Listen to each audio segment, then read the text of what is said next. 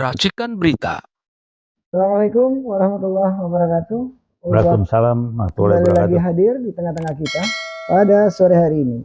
Kita masih ketemu kembali, Siap. jumpa lagi sama abang kita, senior kita, Bapak Taufik. Apa kabar, Pak? Terima kasih, alhamdulillah baik, sehat selalu. walafiat. Amin. Amin ya Allah, senang banget. Bang, ini rame lagi nih Bang. Satu hal yang rame dan masih mengiang-ngiang di telinga kita.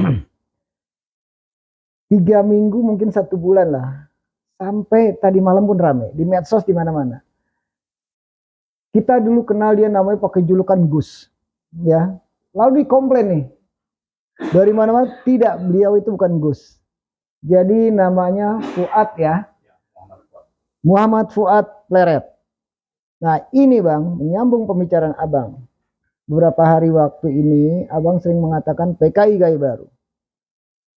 Sekarang bener-bener nih ditunjukin nih. Ini keluar nih PKI gaya barunya nih. Bahkan anak cucu PKI-nya ada nih. Bahkan ngaku-ngaku nih dan menjelekkan untuk mengadu-ngadu umat Islam. Bagaimana pandangan Abang tentang Fuad Pleret ini? Saya sih nggak kaget ya.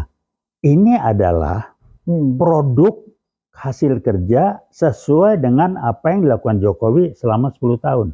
Waduh. Nah sebelum Jokowi 10 tahun ada nggak PKI bunyi? Zaman Pak SB dan seterusnya. Tidak ada. Tapi kenapa setelah Jokowi dia ada negara kacau balau, utang banyak, korupsi berkembang biak, Ekonomi dan muncul terpuruk. PKI gaya baru. Nah kenapa PKI berani muncul? PKI berani muncul karena dia sudah merasa kuat di backup, jangan bercanda. Jadi nyata Bang ya? Nyata, Hari dia ini udah nyata tahu Bang. saya. Oke. Jadi kita masuk ngeributin buat saya udahlah. Tangkap aja Jokowi. Ini kan kenapa Jokowi nggak ditangkap, nggak berani ini segala macam. Ada apa? PKI-nya bermain, ngendalin semua itu. Orang nangkap kali dibuka kartunya, disogok ini segala. Kita nggak tahu. Tapi saya tahu betul kalau otak konsep segala Jokowi mah nggak ada. Ada di belakangnya nih. Kenapa dia ke RRC? Xi Jinping. Ya. Dimuat gitu segala macam. Udahlah, paham kita. Nah itu cek kenapa dia sibuk naik IKN. Kan Cina-Cina dari RRC yang komunis mau pada masuk itu. Dan udah pada masuk sekarang. Betul. Jadi kalau saya sih nggak heran. Yang saya heran, orang kita itu kok kebanyakan mayoritas termasuk jenjang berpikirnya kualitasnya di level 3. Kalau belum nongol yang PKI ngaku masih dianggap PKI nggak ada. Ada yang mau sama mana PKI kan udah bubar. Otak lu tuh level 3.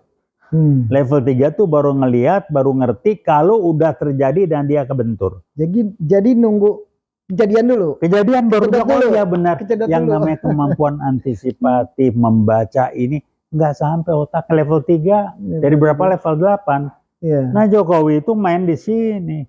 Udah sekarang baru ribut. Ributnya kan belum terlalu ribut karena belum kenal langsung. Begitu banyak pendukungnya Bang pada saat itu. Ya PKI berani ngomong itu nggak cuma dia sendiri, udah di belakang udah berani itu ngomong. Banyak juga berapa jenderal Bang. Nah udahlah, gampang lah. Yang di DPR berapa banyak PKI segala macam. Jadi buat saya yang bego siapa? Bukan PKI-nya, bukan dia pintar. Ini yang lain yang bego. Kita yang pada bego banyakan. Nunggu kebentur baru kita bereaksi. Nunggu kebentur mau ngomong apa kita? Sekarang contoh saya nggak sebut. Dari menteri-menteri yang gabung yang ditarik Pak Prabowo, ada yang udah nggak benar namanya masih muncul lagi bagaimana? Iya banyak sekali. Nah, cobalah. Jadi dalam memutuskannya hidup simpel ya kalau saya. Hidup kita bilang benar satu dasar kita nilai-nilai hidup yang kita pakai. Tapi politik menjadi nggak benar karena politikus di zaman sekarang ini tidak punya prinsip atau nilai-nilai hidup. Politik itu cuma dulu. Para pendiri bangsa kita jelas prinsip hidup, jelas nilai-nilainya. Sekarang enggak dianggap itu biasa. Kalau politisi itu biasa tidak punya prinsip.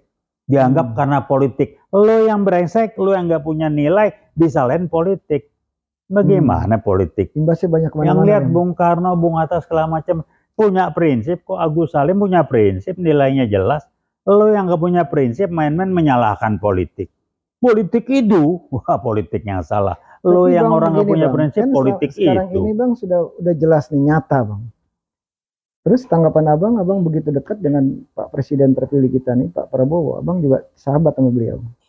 Apakah Pak Prabowo ini berani tangkap-tangkapin mereka itu semua? Menurut Abang bagaimana? Begini ya, saya terakhir lihat di medsos ketika beliau ngomong lagi, Ada statementnya itu, kesimpulan saya, nilai-nilai prinsip hidup dia masih tetap belum berubah. Itu yang saya pegang. Apa? Dia nggak akan korup, dia tidak cari makan dia akan berjuang buat bangsa. Itu saya tahu persis. Nah, saya nggak tahu lingkungannya seperti apa. Kenapa kalau susah benarnya, saya nggak tahu. Mestinya Pak Prabowo bisa mengatasi itu. Iwat siap kok bergerak. Cuman saya kan sudah lama tidak ada komunikasi langsung dengan beliau. Saya ngikutin, saya kenal lingkungannya segala macam. Jadi ada faktor X apa atau siapa yang bikin jadi kayak begini, saya nggak tahu. Tapi yang jelas adalah kelompok PKI baru ini berusaha memperlemah lawan dalam tanda petik atau tidak dalam tanda petik supaya jinak digelontorin duit. Ada rumor salah satu orang dekat Pak Prabowo duitnya begini, punya jet pribadi. Saya nggak komentar, saya nggak tahu. Buat saya nggak heran. Karena orang-orang yang begitu. Jadi politikus sekarang Nah sekarang gini ya, simpel. Saya ngomong sama teman saya dari etnis Cina, sangat nasionalis. Dia bilang apa? Kalau di kita nih, Bang Taufik, kita bilang Cina itu bla bla bla negatif, benar memang. Tapi mereka juga ngelihat yang sesokol pribumi ini negatif. Kenapa? Disebut negatif karena berpikirnya nggak jelas, ikut arus kiri kanan segala macam. Contohnya begini. Kita pengen kalau orang yang tadi sebut itu dia berduit, maka untuk dia harus nunjukin ke publik bahwa dia berduit. Beli ini, beli itu segala macam. Untuk nunjukin dia berduit. Maaf, yang namanya Cina-Cina, kalau berduit yang tampilnya nggak perlu. Saya pernah ngobrol, yang perlu tahu kita berduit itu cuma satu, bank, relasi bisnis kita, dan teman dekat kita. Yang lain nggak usah tahu. Ya kita nggak, kalau gue berduit, seluruh dunia mesti tahu. Gue beli jet, beli ini. Itulah mentalitas, kalau guyonanya, mentalitas inlander. Kere munggah balik. Dia berasa hebat kalau dia punya ini. Sama kalau golongan emak-emak merasa hebat kalau beli tas mereknya merek yang berasa hebat. Ya kan? Iya, jadi kalau dia nggak pakai merek hebat, dia bukan apa. Ini mental apa? Orang kalau hebat bukan karena merek yang dipakai.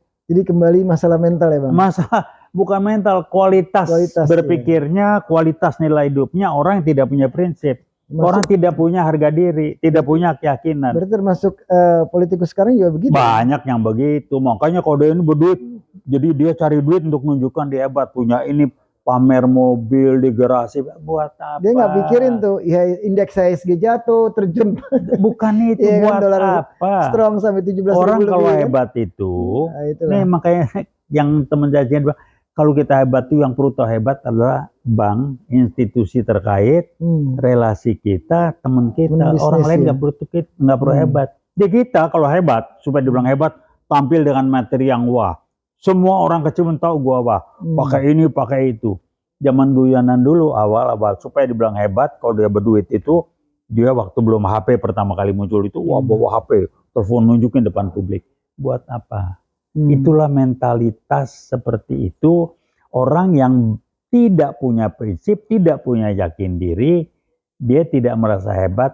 Baru dia merasa hebat kalau dia pakai merek di punggungnya. Dia bawa barang baru hebat. Dia tidak punya yakin diri, dia tidak punya kebanggaan diri. Mentalnya kalau guyonan, mungkin kurang tepat, ya inilah mental inlander. Mental orang-orang di bawah yang merasa hebat. Ada istilah baru mental inlander, ya kan? Mungkin nggak gitu bener ya. Tapi kalau guyon memang mental lu mental inlander lu katanya. Baru berasa hebat kalau gitu. Buat apa sih? Oke Bang, terima kasih. Tambah seru, tambah sore, tambah memanas cerita ini. Tapi waktunya juga sudah habis Bang. Terima kasih sudah hadir di tengah-tengah kita kembali. Saya Vicky Balfas dari UI Watch Plus. Terima kasih Bang TB. Sama-sama, terima kasih. Assalamualaikum warahmatullahi wabarakatuh. Veritas, Probitas, Justisia.